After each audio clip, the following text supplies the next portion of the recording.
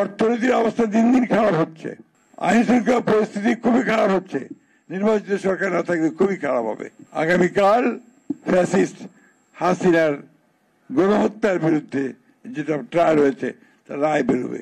বাংলাদেশে আবার একটা নৈরাজ্য সৃষ্টি করার জন্য পায়তারা করছে।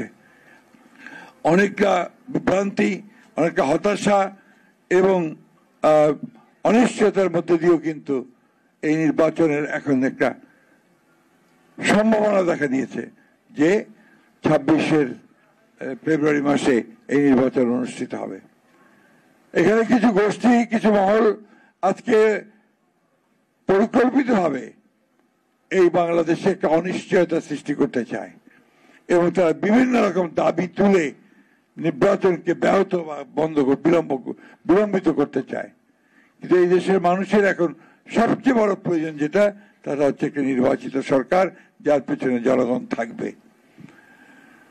আমি আপনাদের কাছে এইটুকু আহ্বান জানাবো সমস্ত রাজনৈতিক দলগুলোর কাছে, যার কাল বিলম্ব না করে নির্বাচন প্রক্রিয়াকে সমর্থন জানিয়ে এই দেশের মানুষের তাদের যে যেটা তাদের মত এবং তাদের যে বিশ্বাস, সেখানে এই নির্বাচনে অবশ্যই অনুষ্ঠিত করে তাদের প্রতিনিধি নির্বাচিত করার সুযোগ সৃষ্টি করে দেওয়ার জন্য। অর্থনীতির অবস্থা দিন দিন খারাপ হচ্ছে, নির্বাচিত সরকার না থাকলে আরো খারাপ হবে। আইন শৃঙ্খলা পরিস্থিতি খুবই খারাপ হচ্ছে, নির্বাচিত সরকার না থাকলে খুবই খারাপ হবে। আগামীকাল ফ্যাসিস্ট হাসিনার গণহত্যার বিরুদ্ধে যেটা ট্রায়াল হয়েছে তার রায় বেরোবে। এই নিয়ে একটা চরম আপনার একটা বলা যেতে পারে যে একটা অনিশ্চয়তা, একটা আতঙ্ক সারা দেশে বিরাজ করছে।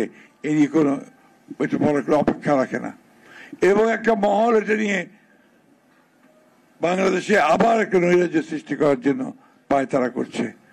আমাদের আজকে রুখে দাঁড়াতে হবে। বাংলাদেশের বাংলাদেশের ছাত্রদের গণ-অভ্যুত্থানের মধ্য দিয়ে যে সুযোগ আমরা পেয়েছি, সেই সুযোগ যেন আমরা নষ্ট না করি এবং গণতন্ত্রের উত্তরণের পথকে যেন আমরা আরো সহজ করে তুলি, সেই লক্ষ্যে আমাদেরকে কাজ করতে হবে। এবং সমস্ত রাজনৈতিক দলগুলোকে আমি আহ্বান জানাবো যে আসুন ওই প্রশ্নে ঐক্যবদ্ধ থেকে যে আমরা গণতন্ত্রকে এখানে প্রতিষ্ঠা করব, এই প্রশ্ন ঐক্যবদ্ধ থেকে আমরা সামনে নির্বাচনের দিকে এগিয়ে যাই।